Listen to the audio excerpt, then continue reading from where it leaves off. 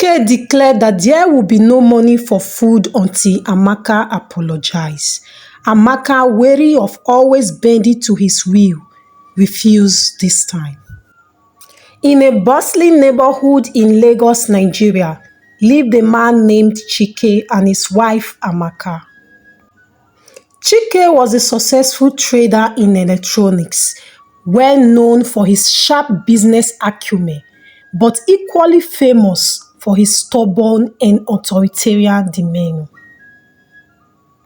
Amaka, on the other hand, was a soft-spoken, nurturing woman who dedicated herself to the upbringing of their two children, Kelechi and Adaobi.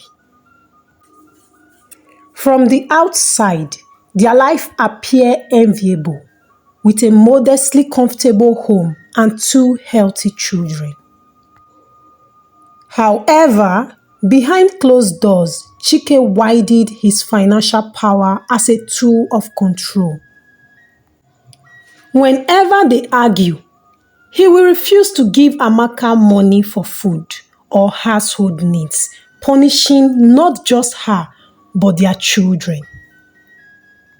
This punishment would often last for weeks, leaving Amaka to scrap by, begging neighbors for help, or rationing mega leftovers. Amaka endured this cycle for years, hoping that Chike might one day change. However, one incident proved to be a turning point. One rainy afternoon, Chike returned home in a foul mood.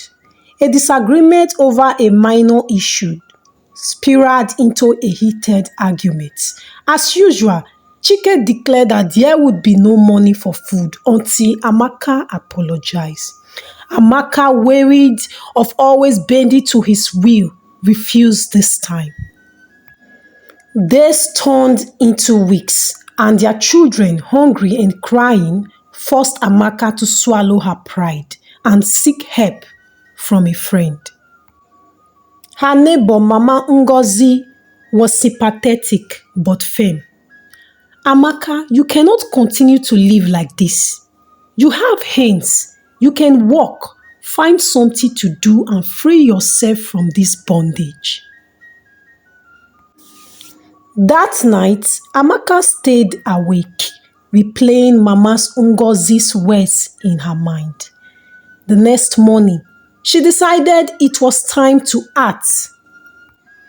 Amaka approached a small group of women in the neighborhood who sold fruits at the local markets. She humbly asked if she could assist them in exchange for a small commission. The women, familiar with her struggle, agreed. Amaka began selling oranges and bananas by the roadside while her children were in school. At first, the income was small, but Amaka was determined. She worked tirelessly, waking up early to secure fresh fruits and returning home late. She saved every naira she earned, hiding her money in an old tin box under the bed. She never mentioned her new venture to Chike, fearing his reaction. Months turned into years and Amaka's business grew. She expanded from selling fruits to running a small provision shop. With her savings, she was able to pay her children's school fees and ensure they never went hungry again.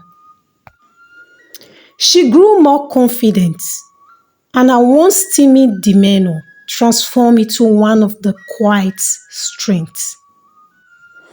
Chike, oblivious to Amaka's newfound independence, continued his old ways. But Amaka no longer begged him for money. Whenever he withholds funds, she simply turned to her earnings, refusing to engage in his power game. One day, Chike discovered Amaka's business. At first, he was furious, accusing her of disrespecting him.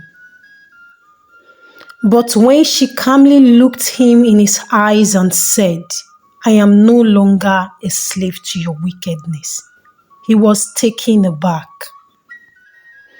The final straw came when Chike attempted to sabotage Amaka's business by demanding she hand over her earnings.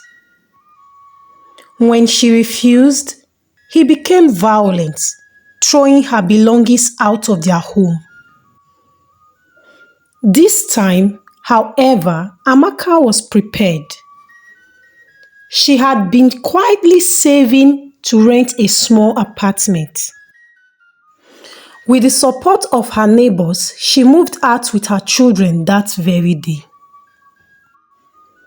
Amaka filed for divorce, shocking Chike, who had always assumed she would endure his cruelty forever. In court, she presented evidence of his emotional and financial abuse. The judge ruled in her favor, granting her custody of the children and a portion of Chike's wealth as compensation. Amaka's life transformed after the divorce. She expanded her business and ensured her children received a quality education. Chike, on the other hand, found himself alone and bitter. He realized too late that his pride and cruelty has cost him his family. Chike came back begging and wanting his family back. He sent friends, family, and even co-workers to beg Amaka. Amaka refused to accept him. Although she forgave him, she never accepted him back.